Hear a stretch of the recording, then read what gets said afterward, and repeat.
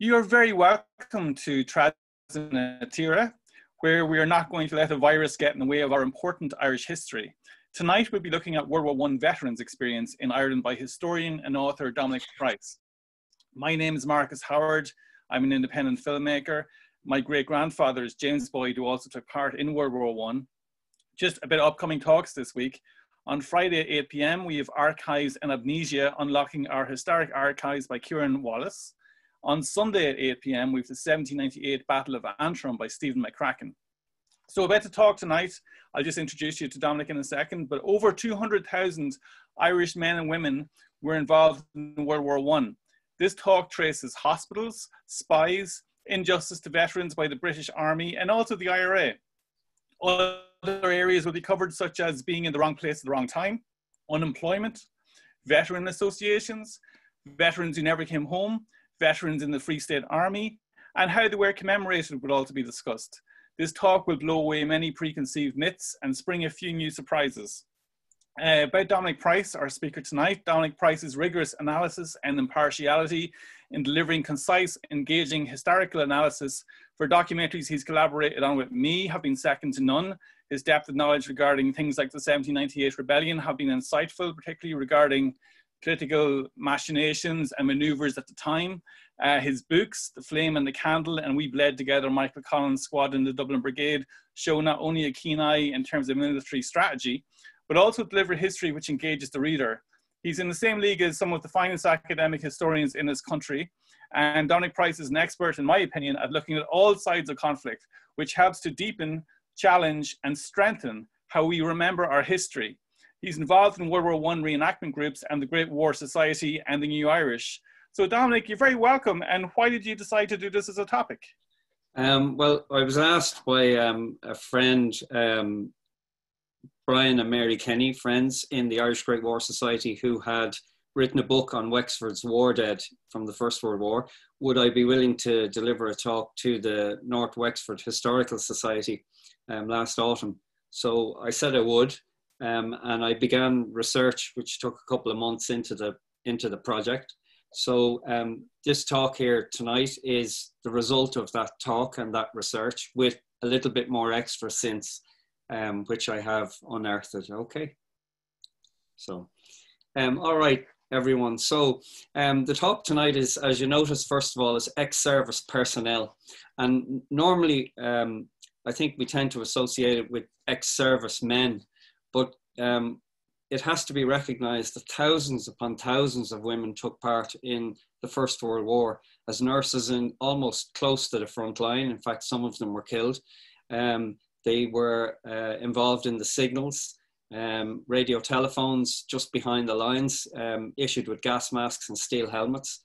They were involved in the support services on the ferries across the Channel, across to Britain. And they were also involved in the hospitals and the munitions works in Britain and Ireland and the United States as well. So it's very difficult to find out anything about them. And a bit akin to Schaefer Aiken's talk on the Coming of Man, much work needs to be done in this area. Now, when we talk about homecoming, there is an assumption, you know, people marched off to war in 1914. And then in 1918, when the armistice happened, everybody came home, obviously bar the tragic casualties which had occurred. But it's important to remember that within the first few weeks, there were wounded returning to Britain and Ireland after the outbreak of the war in August 1914. 20,000 wounded passed through Dublin alone between 1914 and 1918. And they normally were sent to the Belfast War Hospital, which was a UVF hospital at Hollywood, Military Convalescent Hospital. There was the Richmond Hospital, which became St. Brendan's, George V Military Hospital, which was St. Bricken's, the Irish Army Hospital. The Portobello Military Hospital, which had 187 beds, was an STD hospital. Bray, Duke of Connaucht's Auxiliary Hospital, Princess Patricia's, a 50-bed. Cork Military Central Hospital. Now, these weren't enough. And they soon ran out of space. So people began to donate large country homes in suburbs of cities and in the countryside to wounded coming back from France. One of the most well-known was the Leopardstown Park Hospital. It was donated by Gertrude Dunning to the British Ministry of Pensions. There was Monkstown House, October 1914, Harold Pym, the Linden Convalescent Home in Stillorgan, Temple Hill in Blackrock, Meath Industrial School converted to by the War Office to Blackrock Orthopaedic, was opened in 1917 and it remained open until 1931. The Hermitage in Lucan was a VAD, Voluntary Aid Detachment Hospital, initiated by Florence Barry, and that was closed in 1917. Now, most of these hospitals were closed by 1919, and I'll just draw your attention. You can see the picture of Owen Kinsella's fabulous book. Here's a copy of it here, which he wrote on the Leopardstown Park Hospital. And it really is a fabulous insight into the medical care and to the workings of the hospital over the generations which followed the First World War and indeed the Second World War. Now, they were catering for 12,000 disabled veterans, but only 3 hospitals were available for support. That's a picture of some of those receiving care at Leopardstown Park Hospital. Now, it had just 32 beds initially with a waiting list of 762 by 1921. So they had to engage in substantial fundraising. They were supported by the British Ministry of Pensions, and they ran many fundraising appeals in the United States and were very successful in keeping it going. The Blackrock Military Orthopaedic had 500 beds, and this closed in 1931. There was Shanakeel in Cork, 60 to 80 beds, and this remained open as well, with the British Ministry of Pensions supporting the care of ex-service personnel. So when you think about it, Leopardstown and Shanakeel were still caring for these veterans for many, many years. In 1981, there were 700 World War I veterans still alive. And there were some, Jack Campbell, for example, the last of the old contemptibles. These were the original 1914 expeditionary force who went to France with the British and into Belgium. And they were, he was the last surviving one, and he was in Leopardstown Park Hospital because many of these veterans, after initial care, in much later years, had no family. So there was nowhere for them to be looked after, and Leopardstown Park Hospital began to look after them then. And he was there. Miles Dungan from RTE interviewed quite a number of veterans. Kevin Myers interviewed many of them. And Campbell himself was on the Late Late Show, interviewed by Gay Byrne, talking about his First World War experiences. So not everyone who came back was wounded. You had, for Valour, you had VCs, Captain John Vincent Holland, VC, 1889 to 1975. He was from Clongowes Wood College. He was one of 604 who joined up, both students and past pupils from Clongowes Wood College. 95 of them were killed in the First World War. At the Battle of Guillemont, which was at the end of the Battle of the Somme campaign in September 1916, he took a bomber unit. They had satchels of grenades, 26 men, and their aim was to take out German strongpoints. So they achieved their objectives, like machine gun nests, pillboxes, and they took 50 prisoners. They ran through their own artillery barrage, and at the end of it, 5, including Holland himself, were the only survivors of this action. Now, this particular engagement cost the 16th Irish Division and the Leinsters very, very heavily. 4,330 casualties, 80,000 in general to advance 1,000 yards in just this sector of the Somme because it was so heavily defended by the Germans.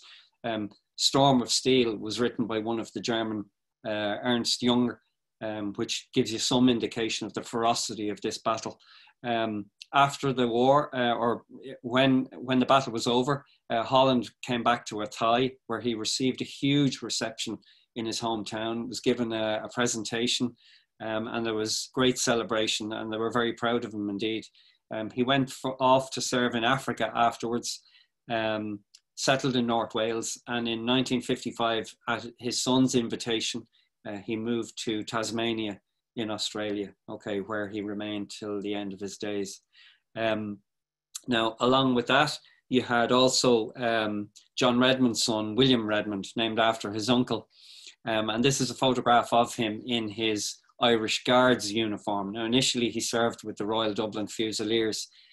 He suffered greatly on the front, mainly from the trauma of what he was witnessing, and his letters to his father in Dermot Miledy's book on John Redmond confirm this. He also took a fall off a parapet of a trench 14 feet into the bottom of it. So he was badly hurt, and he was sent back to Britain for recuperation. And it was then that he was transferred into the Irish Guards. Now, when he came back, he originally resigned his seat after his seat was Tyrone East. He resigned his seat to fight the election after the death of his father. And he campaigned in his Irish Guards uniform. We hear a lot about Eamon de Valera campaigning in his Irish Volunteers uniform. And here you had William Redmond campaigning in his Irish Guards uniform. And the Irish Guards carried a blackthorn stick, which you can see their officers did. You can see it there. And he won the seat. He successfully defended his father's seat. So there was a parade held for the Irish regiment returning, the 16th Irish Division returning to Ireland. It was held in Belfast in the constituency of Joe Devlin in West Belfast. The ladies of Queen Mary Guild, Falls and Smithfield, Belfast held a fete for the 16th Irish Division at Celtic Park to welcome them back to civil life. There were 2,000 men on parade. Flag of the Irish National Volunteers was paraded before Major General Hickey, who was the commanding officer of the Irish 16th Division. You had Joe Devlin, MP, and you had Captain William Redmond as well present, MP, along with a host of others. Joe Devlin made a rousing speech in which he claimed life, blood poured out for the defence of liberty for the world, and that the men should be very proud of the sacrifice that they had made. Now, as we'll see, not all veterans would view it this way, but this was the recognition that some of them were receiving when they were fated home. And there were very few circumstances where parades like this were held.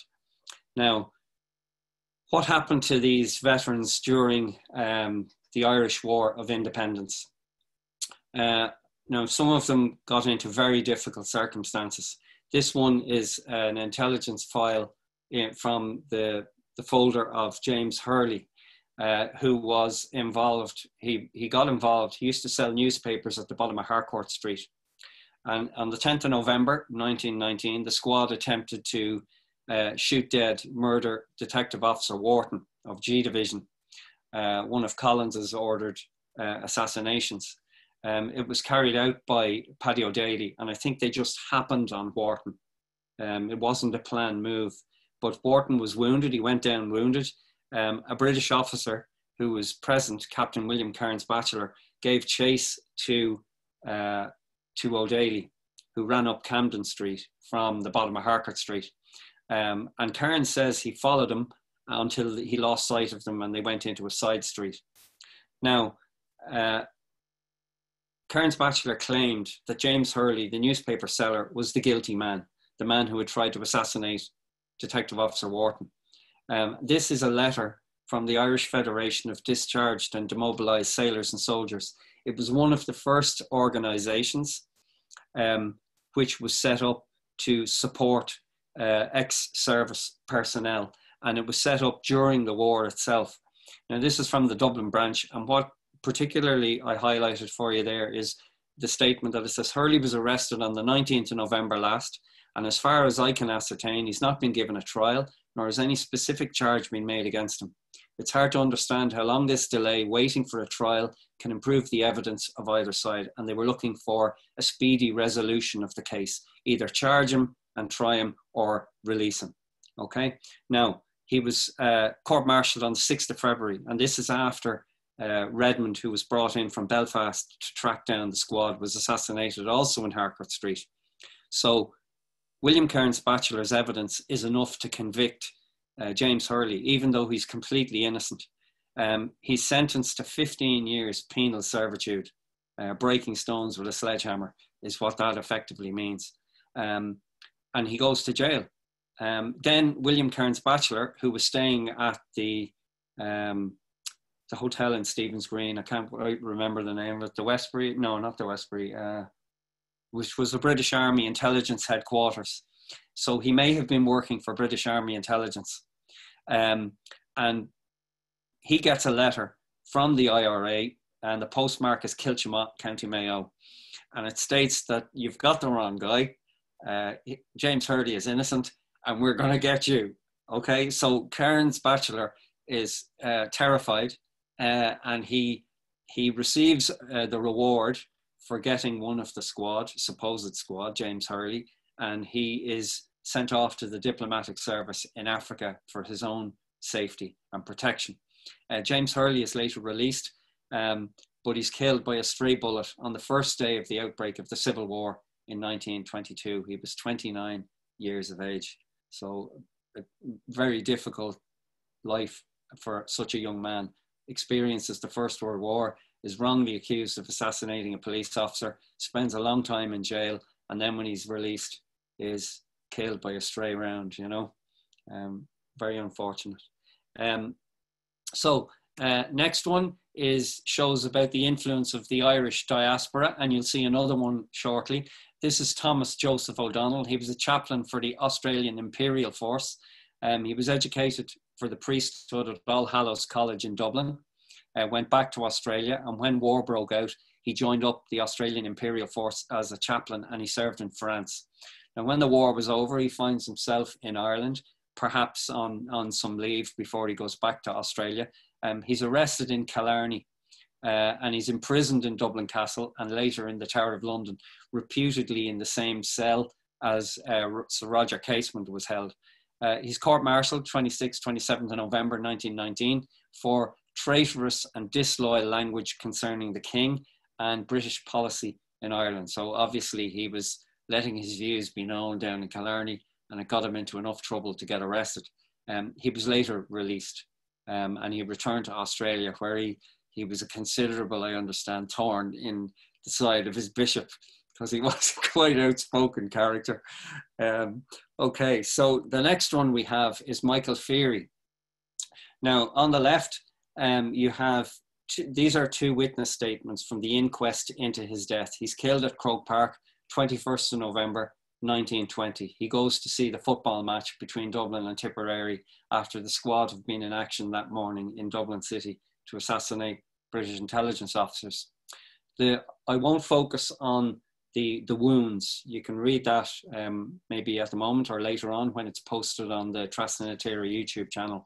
But on the right, in particular, what I think is interesting is the statement made by the medical officer in the Royal Army Medical Corps who examined the body. I've seen the body of the unidentified at Jervis Street Hospital. I believe he is in his 40s. He has light blue eyes. He's about 5'6" of slight build. His body is malnourished.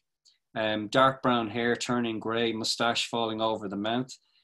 He has a number of teeth missing in the upper jaw. He has a grey shirt of army pattern, laundry mark. There's red thread on the shirt. On his undervest are letters as well. He has a cardigan, I believe it's army pattern, dark grey coat, somewhat faded, blue trousers, soiled grey cap, and army boots very much worn at the heel. And in his pockets a leather tobacco. So they didn't know who the man was. Okay. He was obviously former British Army, but it gives you an insight into the poverty experienced. He says that his body is malnourished. He's losing his teeth, you know. Now the next statement is from his wife. She goes to Jervis Street Hospital a few days later, where she's been told her husband is one of the deceased. She says, the last time I saw him alive was the morning of the 21st of November 1920 at about 12. He was an ex-soldier discharged from the Marines over a year ago. He was living with us, but out of regular employment. Had no pension on his discharge. We had a few shillings from odd jobs. I'm destitute of a delicate son. The funeral cost me £12, 10 shillings. So she talks about him being in the Royal Marines, then the Royal Engineers, the Royal Irish Rifles, and she gives his army number. But what it does do is, apart from the terrible circumstances of her husband's death, it shows you the circumstances in which many ex-service personnel existed or attempted to exist in a very difficult period, looking for employment. When you were discharged from the army after the First World War, there were thousands of unemployed. And they're all looking for work, and it's very, very difficult to come by. So it gives you a really, I suppose, sobering insight into some of their lives. The next one is Leslie Fraser. He's an ex-serviceman. He was assassinated by the IRA intelligence unit on the 22nd of May, 1921. He's a clerk with the Royal Army Supply Corps, and he is working in Royal Barracks, which is now Collins Barracks.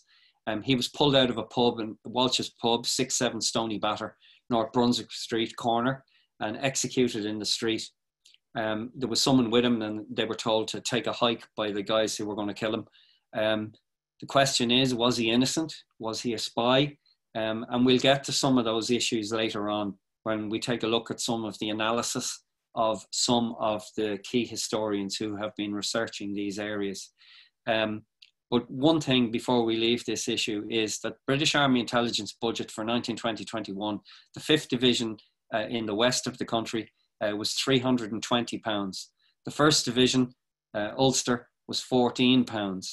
6th Division in the south was £2,032, and the Dublin district had a whopping budget of £20,000. So they had a significant amount of money available to kind of encourage people for information. Okay, and the question is, I suppose we'll never know in many cases, were they innocent or were they guilty? You know, now we'll see what some of the researchers had to say about it later on. Now, as I already said to you, that a number of associations were already forming as the war was ongoing. So you had the demobilized, discharged sailors and soldiers. That's the blue leaf on the right-hand side. The silver badge in the center was given to veterans who were, say, discharged because of their own medical condition. And it was given to them because women used to make a show of them in the street, young men, if they hadn't signed up. It was like a badge of honor. So it was to prevent them being harassed, so that they could show that they were a veteran who had served their country and that they had returned with a legitimate cause. On the left, top left, you have the women's section, Comrades of the Great War, and you'll see some photographs of them later on, who were present at commemorative events for the armistice. On the left, you have the Comrades of the Great War badge from ex-service personnel, ex-servicemen and women in Britain. And the Irish version is on the right-hand side, the crown above the harp. Okay, so all of these associations were beginning to form during the war and at the end of the war. Many of the ex-servicemen joined the IRA.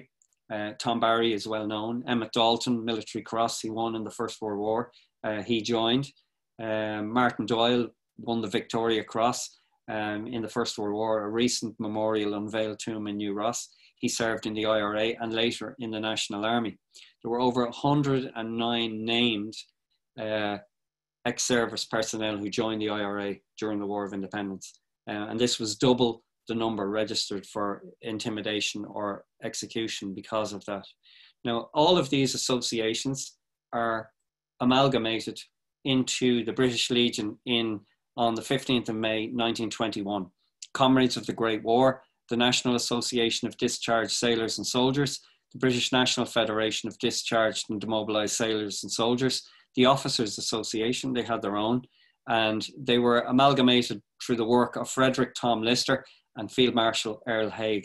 Now, there was a meeting held in Ireland to unify these. Some of these associations were now beginning, the Comrades of the Great War in particular, were beginning to field candidates for general elections. Now, it made sense to have them all one organisation because they could campaign for their own rights in a much more vociferous way than they could if they were individuals. But at the same time, I think there was a fear. They'd seen the Russian Revolution of communism. You'd seen an uprising in Germany. There was a fear that some of these comrades of the Great War were beginning to lean to the left. Okay, so they could pose a threat to the stabilization, the political stabilization of Britain and Ireland. So there was a move behind it, I think, to pull them back in to a more traditional framework where you would have officers, NCOs, and men and women in a framework that they were used to working in. Okay, and it worked very effectively. And the meeting in Ireland was held on November 24th, 1921, in the Royal Hospital in Kilmainham. It was chaired by General Macready, who was OC of the British Army in Ireland at the time. And this is just before they evacuate from Ireland. The name for at that meeting, there were 6 comrades of the Great War, 6 from the Legion, late of the Irish Federation of Discharged and Demobilised Sailors and Soldiers, and 2 from the Officers Association. The name of the new organisation was proposed by General Macready. He thought a great name for it would be the Legion of Irish Ex-Servicemen. Okay, and so the Legion, which had links then ultimately to the British Legion, was founded in Ireland on the basis of this meeting. Now, during the Civil War, there was quite extensive involvement from former members of the British Army. And how do we know that? Because, first of all, in the Mulcahy papers in UCD archives, there's a report on the condition of the army in the summer campaign in 1922 as they're pushing through southwest Cork into Kerry. And this really is quite a shocking report. But in many ways, it's understandable. It says they're very badly disciplined. They're frequently mutinous. They're very inefficient militarily, in brackets, sometimes treacherous, dirty, slovenly. None understand by what is meant as an order, and they execute commands as a favour rather than a duty. They fire and discharge rounds into the air or at civilians close to them to see what effects it would have. They're badly trained on cleaning their weapons or using their sights, 50% error in estimation. Whoever composed this, and they go on and talk about many other things, but whoever composed it had considerable experience of military life. And it's probably a former British officer serving in the National Army. Now, the person who writes the report doesn't sign it, but they say that every word of this will be endorsed by the following officers: General W.R.E. Murphy, General Hogan, General McManus, and General Lynch. Okay, so basically they were asking Mulcahy, they sent it to headquarters, they were asking him for intervention to organise the Irish National Army on proper military grounds. Now, you can understand they had been hastily formed. They lacked the experience to engage in a more conventional form of warfare, because that's what the Civil War is at this point. You have large movements of troops through the country. The guerrilla stage of warfare hasn't yet taken place. So they need them properly trained. So on that basis, there is a file in the Irish Military Archives, and it's headed Ex-Britishers is on the file, but what it does do is give you a fascinating insight into the use of the officers who served in the National Army during the Civil War. Okay, now the initial thinking would be, oh, sure, weren't they used to fight the actual war? But you find when you look down on what their appointments are, they're not. They're sent into transport, they're sent into ordnance, which is weapons, weapons maintenance, weapons training. They're sent into command and headquarters as battalion adjutants. Now, adjutants are the gophers. They're the ones who are in the headquarters but do all the organising. They're given the instructions, and they're the ones who have contact with the different areas to actually run the battalion, run the company, run the command headquarters. So they were sent in there. They were sent in as command legal staff. They were sent in as military secretaries to general officer commandings. They were sent into the engineers. They were put into second in command of the prison system. They were put in charge of records and administration. They were sent in as battalion quartermasters. They were sent in as OC in charge of machine gun corps in various commands. So it was the technical areas of running a military army on the ground that they were, in every aspect, that they were required. And the files, which I haven't quite completed because some of them are very difficult to read, and the file itself is very, very old, but it gives you their name, it gives you their rank in the National Army, it gives you where they're stationed. This particular photograph is from the Athlone Command. It gives their service in the IRA if they served, and some of them served quite a long time. Others did not. It gives their service in other armies. Now, most of them are British Army, but you have some in the American Army, and I think there were even one or two in the French Army as well. It gives the date of attestation, in other words, when they signed up, and it gives you the general regulation order that they were signed up under. Okay, so it really is a fascinating insight into how the National Army managed to organize itself, and not just in the Civil War, but in the years that were to follow before they went on an education training mission to the United States and set up close links with other European armies as well, you know. So they were drawing down on the expertise of former British officers. Unfortunately, haven't located to date, or don't know if there's a surviving file on ordinary ranks or NCOs, which would be equally fascinating, because the backbone of any army is the experience of its NCOs. So it would be really interesting to see what they were assigned to do during the Civil War and afterwards. Okay, so one of the highlights for me was General W.R.E. Murphy. 1890, he's born in Carrick-on-Bannow in South County Wexford. His father was a national school teacher. He joins up for the First World War. He fights in France, Belgium and Italy. Huge experience, Distinguished Service Order with Bar and the Military Cross he's awarded. He is sent down to Kerry as officer commanding for the end of from the summer campaign to the end of 1922. He's sidelined to a desk job by General Mulcahy because he didn't execute Republicans who he captured, young Republicans who he captured under arms. They were caught with weapons under the new emergency legislation introduced by the national government, the provisional government, and subsequently the Free State government. They should have been executed. He reprieved them. So he gets sidelined to a desk job, and there's a complete reorganization of the army command right throughout the country with new commanders assigned. He's sidelined to a desk job writing manuals to the end of 1921. Kevin O'Higgins, who has a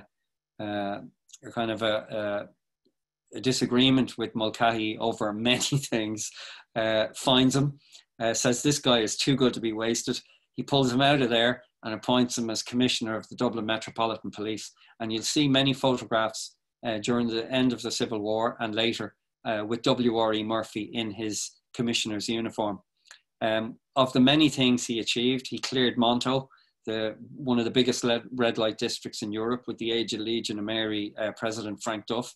He helped set up the Irish Olympic Council in 1924, the Garda Sports Council, the Irish Boxing Association. During the emergency, he was local security force commander, and he wrote a manual of criminal investigation in 1946.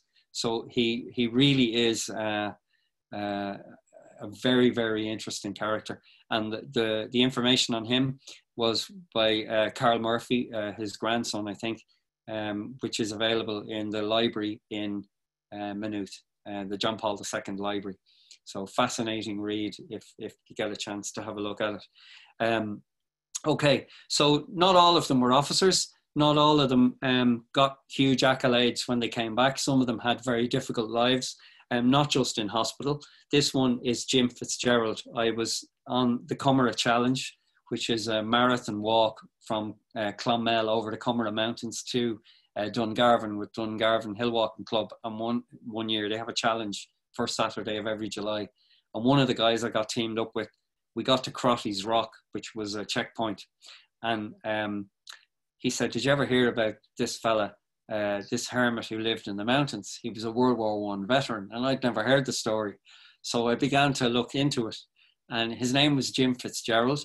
He went off to fight in the First World War with the Connacht Rangers, fought in Mesopotamia, that's in Iraq from 1916, was haunted by his experiences. And when he returned, he found his family had emigrated to the United States.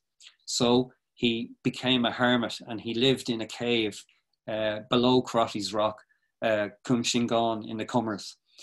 He came out of the mountains every couple of weeks to get his Cloney Power, to get his pension. And this is a picture of him with the locals. Some of them used to bring him up a cake, as it's called, a brown bread loaf, and some bottles of Guinness. And he was really, really taken to by the locals. When there was thunderstorms, they used to go up and check on him, because he'd be terrified. It probably reminded him of artillery fire. Shell shock probably is what he was suffering from.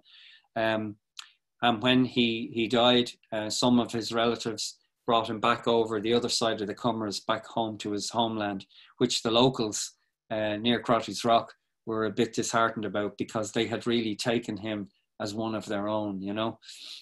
So that's his story. You know, William Orpen, his views on the war, he was the official war artist. He was dispatched to France to paint, and he took many photographs as well. This one is a fabulous painting of Douglas Haig, Field Marshal. And even the texture of the painting looks like sandbag texture at the very base of it. But without the cap and the piercing eyes, it gives Douglas Haig a humanity which perhaps we're not quite used to in his more stern military appearance. But he still has the substantial bearing of a senior officer in the army. Orpen himself, self-portrait on the right, had a very difficult time in experiencing what he experienced on the front line. He suffered from nicotine poisoning, chain smoker, and was sent back from the front line, and was strongly taken to alcohol afterwards, unfortunately. He was asked by the Imperial War Museum to paint two pictures, one of personnel and one of ordinary soldiers, so from Versailles, the peace conference. And this was what he presented on the left to the Imperial War Museum. It had a coffin draped with a Union flag, two angels wrapped with chains, and two emaciated British Tommies with just barely covering their strips of cloth, just barely covering them. And the Imperial War Museum were shocked when they saw these paintings. And they said, "What's this?" And he said, "Well, that's the experience of war, for what most of us experienced out there. And what we got out of it was poverty, death, and misery." And they couldn't accept the painting. Now, he was critically condemned for it, yet received many letters from the public, which actually thanked him for highlighting the plight of their situation after the war. Now, he adapted the painting and eventually submitted the version on the right-hand side, which had removed the Tommies in chains. So next, this shows again the Irish diaspora. This collection was given to me by Roisin and Deirdre Putt. Roisin is Deirdre's mum.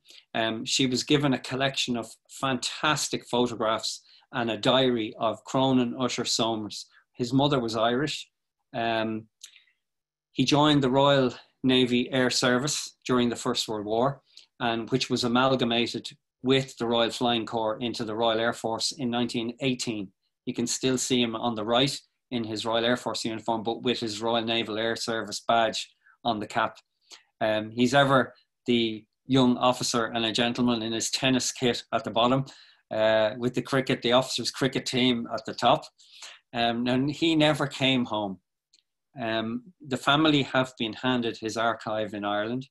His diary from the First World War talks of his being shot down over no man's land and his plane crashes.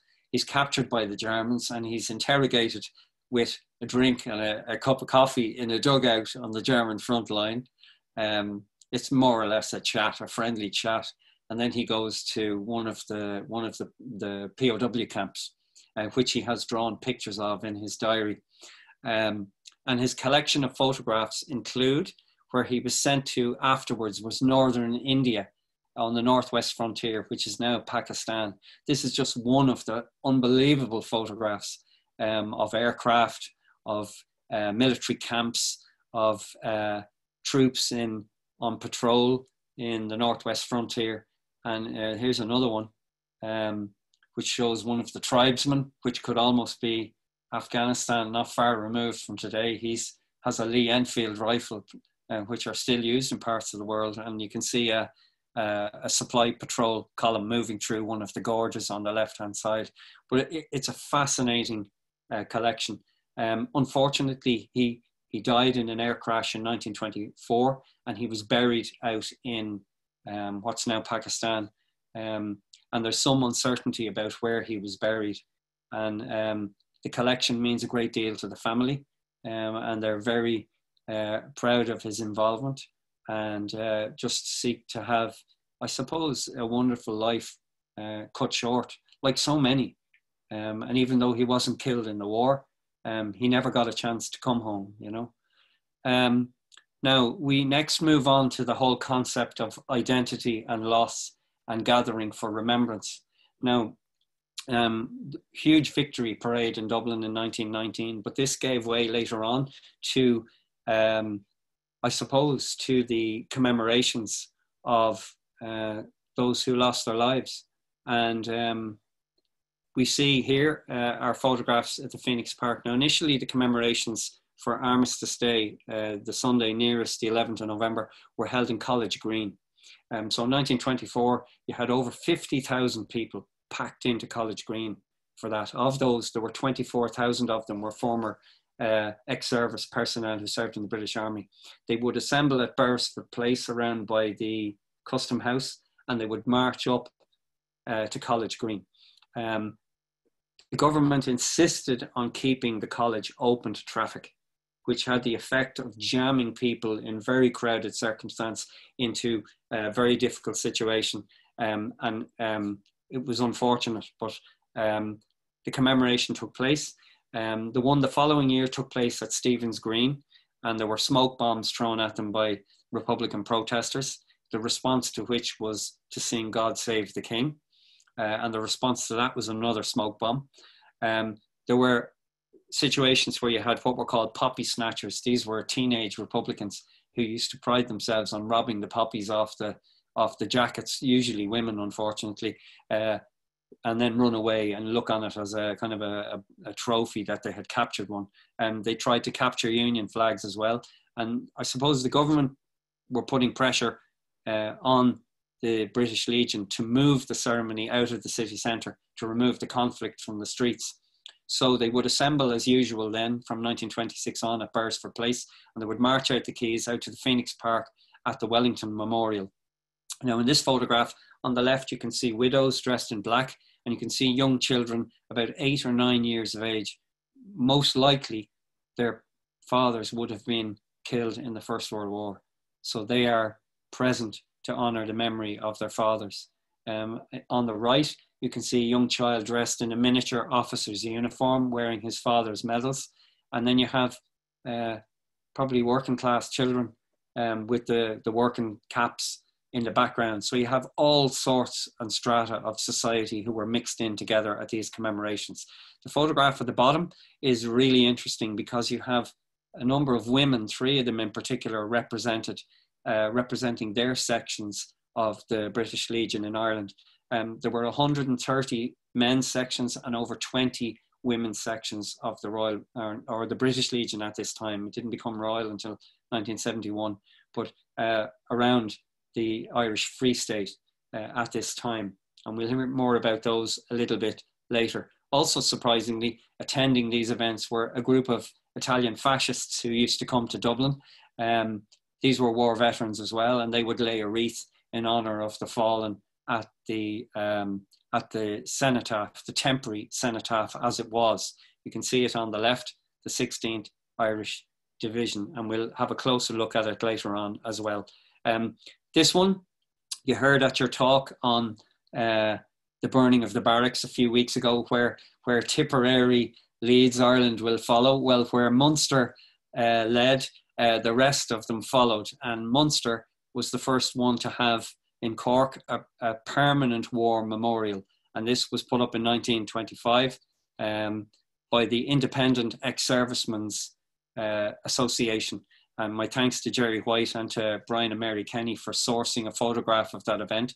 It wasn't associated with any particular group, and the aim was to simply commemorate those who had lost their lives. And there was a huge number of them in Munster itself. So it was very well attended, as you can see in Memorial Park there on the banks of the Lee. This Munster, I should say as well, the Cork Independent Association were the first ones to go on a battlefield pilgrimage. For many, because there were so many who never came home or even had graves, a lot of people felt that they had to go and visit the site of where their loved ones had fought and had breathed their last. The Menin Gate, with 54,000 names of soldiers who have no known grave in Belgium alone. In 1928, the 10th anniversary of the First World War, there were 11,000 attended the British Legion pilgrimage to Belgium and France. And Irish Legion members were very well represented. On the right, you can see a poster for that particular year. And you can see down below refreshments, No Man's Land Cafe, serving different refreshments for those who would go out to the front. The old front line. The British Legion, in collaboration with ex-service organisations in Belgium and France, organised tours for widows and for family members. It cost £27, and that would get you from Dublin to Lille and back, and your accommodation and board, which was quite good as well, you know. And it was a great collaboration between ex-servicemen in Belgium and France and Britain and Ireland. And these organisations really helped many families come to terms with the tragic loss that they had endured. For many veterans, there was ultimate irony. You had some fathers who served in the British Army in the First World War, and their sons subsequently served in the IRA during the War of Independence. And if you were on the Republican side, you would have had great difficulty getting a job in the Irish Free State of the 1920s. You would have had great difficulty getting a house, getting a home. But at the same time, you found that many British ex-service personnel were actually able to get a home. And this gentleman here was very lucky to get a British Army cottage. This is him pictured with a son and daughter of a large family. And he had a 2-story house. There were a small number of rooms, but it had a large, maybe a quarter or half an acre on the site so they could grow their own food. And it was in the countryside. There were barrels which collected the rainwater. So if there were shortages of water, something we're very concerned about these days, they could use that. Now, the Free State Consequential Provisions Act 1922 tried to enact £1.9 million made available by the British government to build houses for ex-service personnel.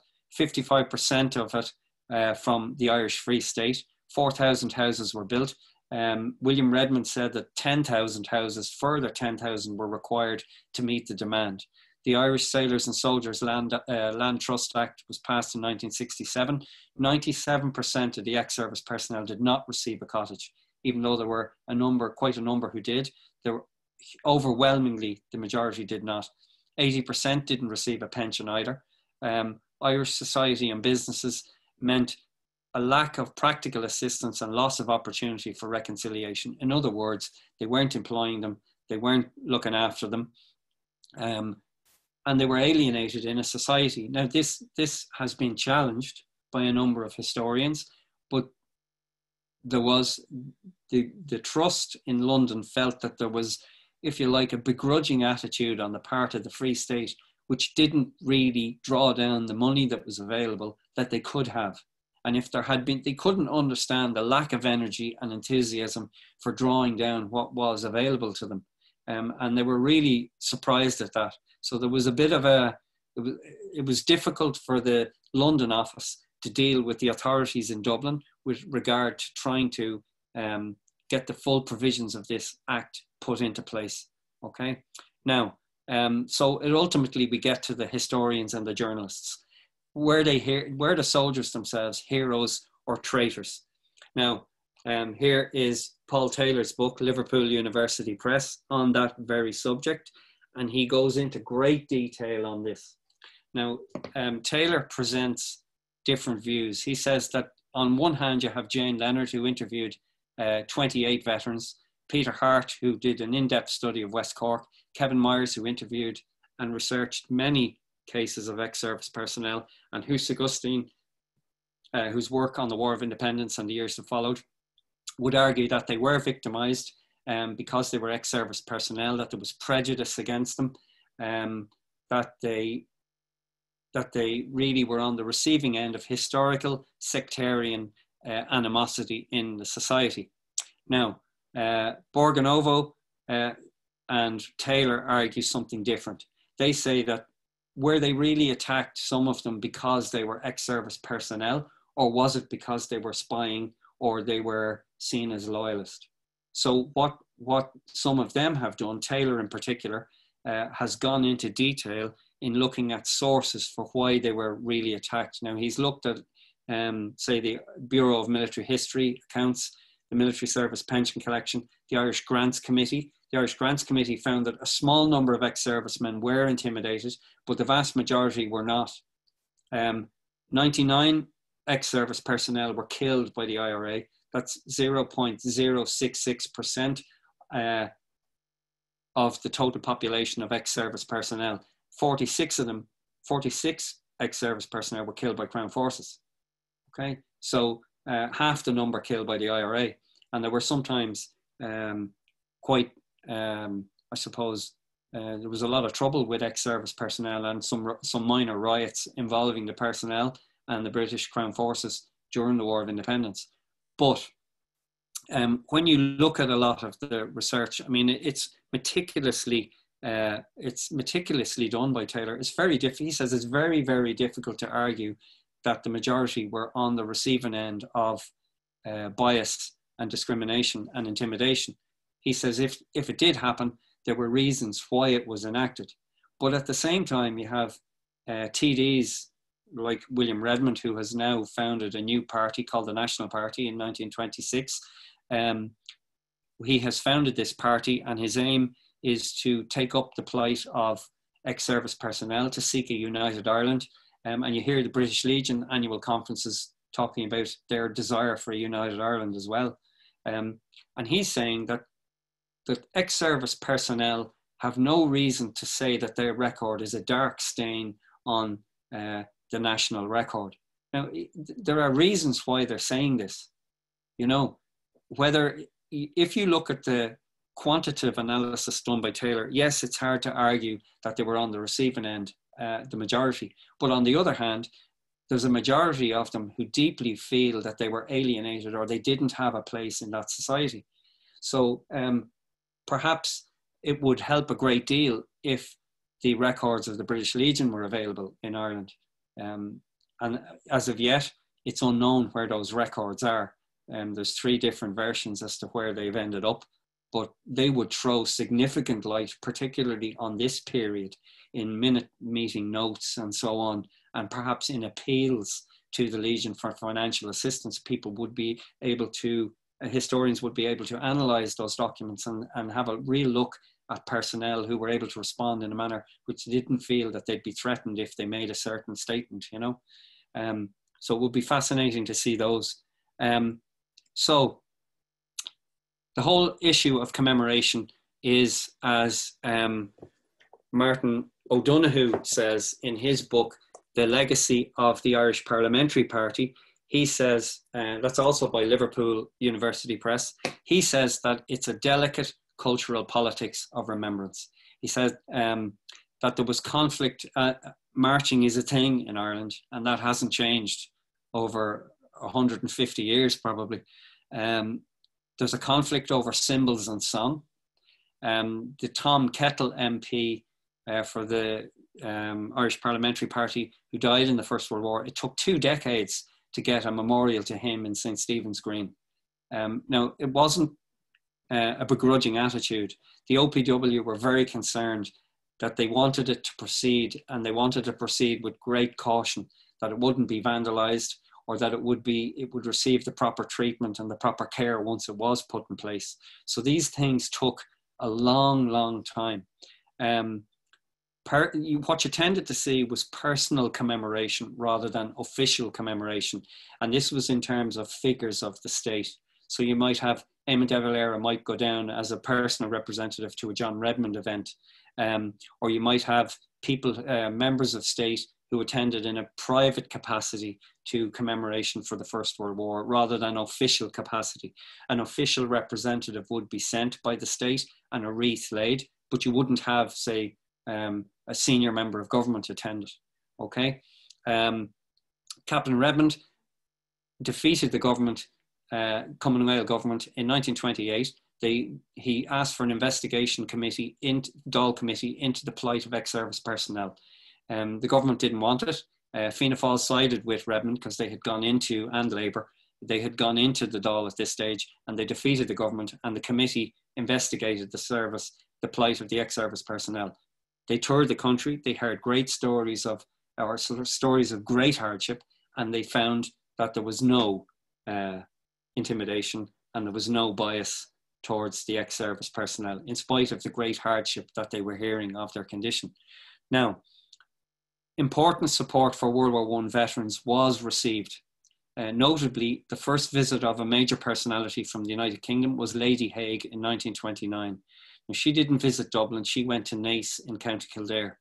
Now, her visit was very important because it came at a time when Kevin O'Higgins had been assassinated in 1927. Now, he had denied, initially there was a war memorial which Redmond was trying to get, and the British Legion were trying to get put up in Merrion Square. There was no objection from the Merrion Square residents, but the government had an objection. And Kevin O'Higgins' statement is quite stark. He says, "No one denies the sacrifice nor the patriotism of the majority who joined the British Army, but is not on their sacrifice that this state was founded, and I have no desire to see it suggested it is." And this is Kevin O'Higgins in March 1927. Okay, now he's assassinated a few months later, right? And the whole political atmosphere in Ireland changes then. I think there's a reminder of the violence that had taken part in the past. Work begins on a new memorial, not this transitory gathering in Stephen's Green or in College Green or in the Phoenix Park. You can see huge gathering at the Phoenix Park in 1926 in that photograph. So Lady Haig visits Ireland. This is Field Marshal Haig's wife. He dies in 1928, so he's not able to make the visit. So she comes instead. She has set up the poppy factory in Britain, in Scotland. It's run by ex-service personnel, disabled personnel who make these poppies to raise funds for disabled veterans and to run the organisation associated with it in the British Legion.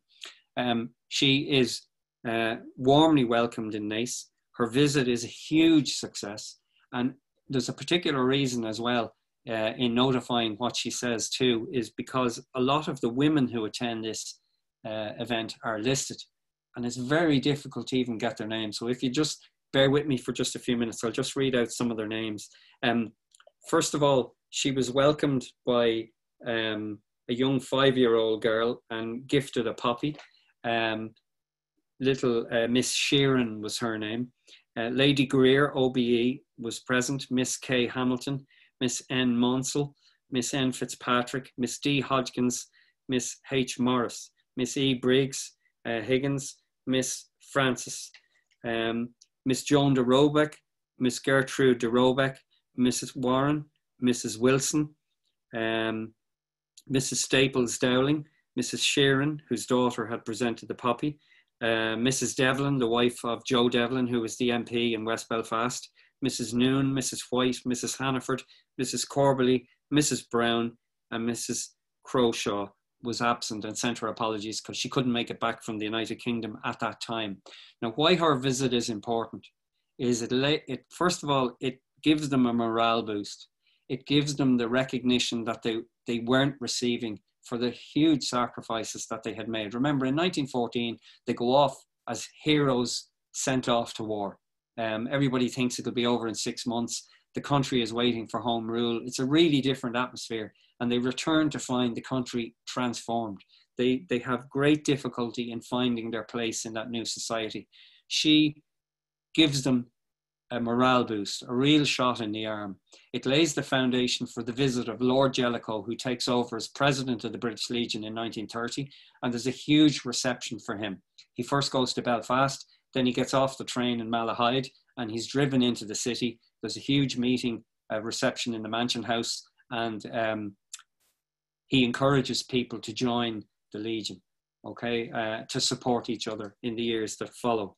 And the ex-officers, in fact, of ex-service personnel received the ire of their former commander, Brigadier General Hickey, who excoriates them for not joining the Legion. And he says they need their support and they need their leadership. And he tells them to get on with it. Okay, so he was quite angry with their lack of support for the organization. Women, as I say, I've just talked about them a lot, and it's very difficult to see. And this is a picture of women phone operators working in a telephone exchange behind the American front line, and they have steel helmets and gas masks. The book on the right, Yvonne McEwen, is a fabulous book on nurses during the First World War. A lot of the writing in it, the accounts, are from Irish women who were particularly good at writing home. So a lot of their letters have survived. But finding out what these women did afterwards is very, very difficult. And that's a flag of the South Dublin women's section. And there was a prize every year, 2 prizes, the Haig Cup and the Lady Haig Banner, which were in memory of the Haigs for a competition among the different sections of the British Legion in Ireland. So that brings us finally to the War Memorial Gardens. And as I've told you earlier, there was grave difficulty in getting a site. Eventually, work was begun in 1927. The Memorial Park, it was called when I was growing up. In the 1970s, it was in a poor state. Some of the benches were given to the Leopardstown Park Hospital Trust. The benches commemorated different regiments, Irish regiments in the British Army, and they'd been so vandalised, set on fire, smashed up, that the OPW, or who was looking after the gardens, gifted them to Leopardstown Park Hospital Trust for people who were in the convalescent home to relax in the afternoons. So you can see a fabulous aerial shot by photographer Alan Murphy, Dublin photographer, of the layout designed by Sir Edmund Lutyens. It was worked on by ex-service personnel from Britain and Ireland. It was a collaborative effort in beautiful Wicklow granite. This is the 16th Irish Division Cross, which was designed by Brigadier General Hickey, in charge of the 16th Division, and it was crafted by pioneers from the same division of Irish oak. It was out in France and it was brought back to Ireland, and it's housed in one of the buildings by the OPW on the site today, along with the books, the illuminated books of Harry Clarke, who was famous for the beautiful stained glass windows. He illuminated books in which are recorded the names of the dead. Okay, nearly 50,000, 49,400 names. And it's called the Ginchy Cross. Okay, so you have another picture of it here, and you have a photograph of the poppies, which were the wreaths which were laid at the cross in 2018, the 100th anniversary of the ending of the First World War. And what I think you can see in the photograph is you have a German wreath, you have traditional Irish wreaths for remembrance with the laurels and the tricolored ribbons. You have the New Zealand government were present, the red, white and blue one up at the back. And you have the traditional poppy wreaths from different associations, Irish regimental associations, from universities, from the St. John's Ambulance. And there were many organizations who lost a lot of personnel, the railways, for example, all in the First World War. And these are all commemorated. You also have these small little crosses with the traditional poppy, or with the Irish version with the shamrock of the 16th Division, with the poppy on top. You know, some people come as part of an official organization representing them. Some people come to remember a family member, or some people just come to pay their respects and didn't have a family member at all, you know. So just the last photograph then is of the memorial itself. And this, it just says, "Their name liveth forevermore." And when I was there the other day taking this photograph, there were two kids, very young, and the little boy was asking his older sister, was about 8, what does that say? What? And she read it for him. Their name liveth forevermore. And then they asked their father, who's buried here? Because it looks like it could be a tomb. I don't know or whether it represents an altar of sacrifice. And he said it's a war memorial. Okay, so people are still being educated. Some people still carry the family traditions. I hope the talk has given you an insight into something of what happened to ex-service personnel in the Irish Free State and then the Republic of Ireland after the Second World War and in the Irish diaspora. Okay, so thank you. Thanks, Dominic. That was a great talk, and it's an area that's not usually covered as much as it should be, or talked about, I suppose, as much as it could be. I've got some questions here from Frisian. It's about Jim the Hermit. Why would your family move away overseas without leaving some message? Well, possibly because he was older. Okay. And maybe they weren't able to contact him. But there's the story about him is on YouTube. Some of the locals in near Cúmshingan, near Cloney Power, have made a short film about him, and it's on YouTube. And there are more photographs, so you could get a bit more about that there. But that side of the Comores, he was from the other side of the mountain range, and when he came back, they just weren't there. Some of them were old, so they perhaps had died and passed away, and others, the younger ones, probably had emigrated. So I think that's the reason, you know.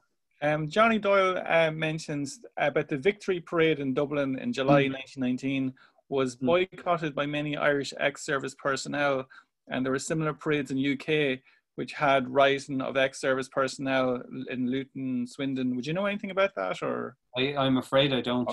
No problem. Yeah.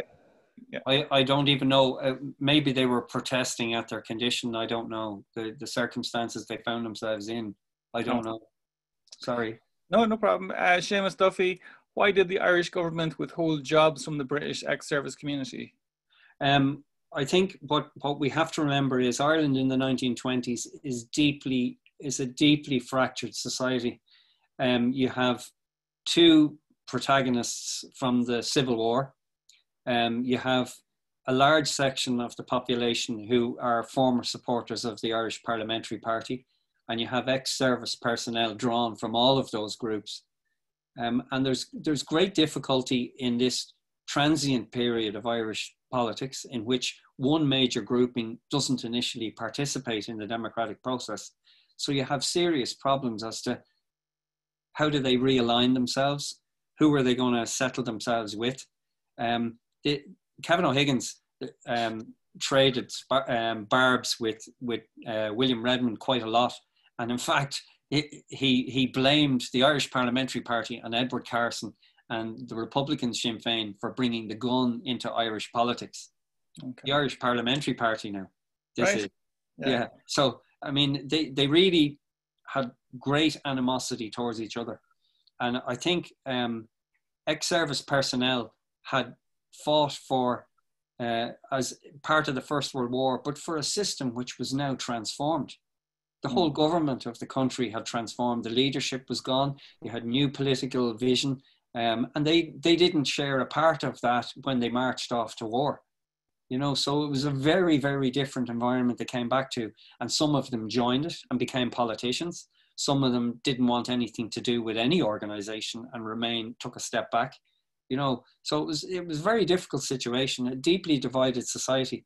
I think the death of Kevin O'Higgins was a major turning point because it reminded people of what's in store if we don't sort this situation out. Yeah, so a knife edge, like kind of way the society. Yeah, and you had Fianna Fáil enter the Dáil. You have Redmond shortly afterwards with some of his supporters align themselves with Cumann Gael. Others align themselves with Fianna Fáil. So ultimately, they let go of the past. The politicians among them.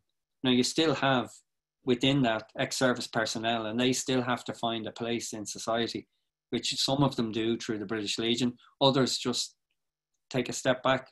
They don't talk about their war records. They don't say anything that they ever did. and even families like myself who try to find out, it's very difficult because you didn't talk to the people when they were alive. And finding the records is extremely difficult. Okay. You know? Johnny Doyle's more a statement here. Interesting to hear about Italian fascist Mussolini funded by British intelligence during World War I in efforts to keep Italy in the war and formed a springboard for his fascists. David Furlong, is there any record of Irish women being involved in the British war effort of World War I? I don't know if the records are collated. You'd have to look at, they wouldn't be, not that I'm aware of, collated as in somebody probably has done or is doing a study on their role, a bit like Schaefer Aiken has done with the Common Man, or is doing with the Common Man who emigrated. These type of specialist studies have to draw down on many different sources. Yeah. So you have to go looking in the different organizations that they were members of. For example, Kinnock's munitions work in Arklow. I think there were over 100 women working in that factory. 28 personnel killed when the factory blew up. In Park 8th Street, in the munitions works there were places were reserved for women who were either widows or who had husbands serving in France. So they did try their best, but trying to find records of these organizations is difficult. I did find a lot in different archives from individual stories, but probably only by accident. The newspapers was a great place to start. The Irish Times in particular was brilliant in terms of its support for the organizations, but also for recording the names and recording the stories and the impressions of journalists who actually attended these events. So the lists that I read out were accompanied by some stories of what they saw those days, you know? So it's a difficult job, very difficult to try and draw down, because there is no collate that I'm aware of. But if someone has done it, it would be great to find out, you know. That's why the British Legion's records are so important, wherever they are, because you have those collation of women and men in these organizations, you know. It would help join the dots for many people, absolutely. Oh, it would, absolutely it would, yeah. David Flood, just a statement more than a question, that the predilections of the big loyalist employers are well known, such as Guinness's. You also have preferential free state employment of ex-National Army soldiers who were 50% ex-British. What role did the national press play in the cultural politics of Remembrance? I think from what I saw, they were well reported. The Leinster Leader was reported extremely well on Lady Haig's visit. The Irish Times and the Independent used to record them. The Irish Times would give it better coverage, but the Independent did record it as well. And they didn't shy away from the numbers involved, or, you know, it was just the Independent probably more reported it as neutral, and the Irish Times was very supportive. Okay. Yeah. Larry Scallon, £28 might sound like a reasonable amount for a battlefield tour from the mid-1920s onwards. I'm not sure many widows or family members were in a position to leave their families for an extended period, though, and the vast majority never even saw a photograph of a loved one's final resting place or war memorial. Liam O'Sullivan, a statement, some families still feel there's a stigma associated with service in World War I. This had been handed down through the generations. In reality, the soldiers who returned had an impact in the War of Independence and also an impact in our Civil War. Well done, Dominic, for debunking the myth of the Irish who fought in World War I. Somebody's, I think it's Robert, who said £28 in 1928 is just shy of €2,000 today. Wow. I'm just guessing, okay. Patrick Kilfeather, a truly wonderful and thought-provoking presentation. Thank you very much. Francis Higgins, great lecture. Many thanks indeed. You did them all proud. Mike, I've gained so much from this talk. Thank you for this event. Lots to go away and look into. Well done, Dominic. A great presentation. Thank you. Excellent, Dominic. Really enjoyed that. Thank you. Frisian, thanks, Dominic, for the lecture and answer the question. Most engaging hour. Thanks also to me. This has been amazing. Thanks so much from Trudy Carmody. Median, excellent presentation. Thank you. Galaxy J3, great talk. Thank you all. Jeremy Lally, Guru Dominic. Catherine Lambert, please tell me where I can learn more about shell-shocked ex-military.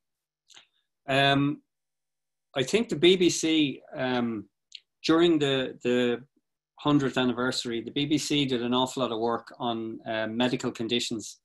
And if you search, even in Google initially, and then go into the BBC commemorative site, there's work on, just to caution people, I saw extensive work on the plastic surgery that was pioneered at the time for really horrific injuries.